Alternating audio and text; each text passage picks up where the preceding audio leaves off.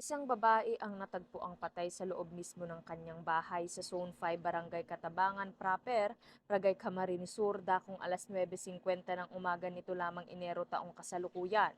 Ayon sa investigasyon, 1:30 ng madaling araw nang mangyari ang insidente kung saan pumasok umano ang sospek sa front door sa pamamagitan ng paglusot ng kamay nito sa bintana ng bahay.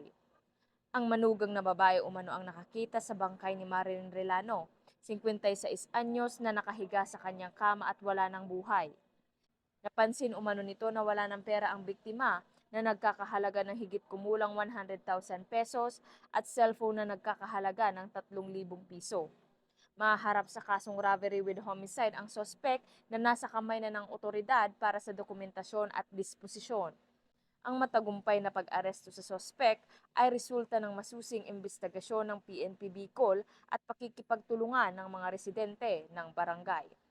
Mula dito sa Bicol Region, ako ang inyong PNN correspondent, Patrolwoman Peji Patanao, alagad ng batas, tagataguyod ng balitang pulis.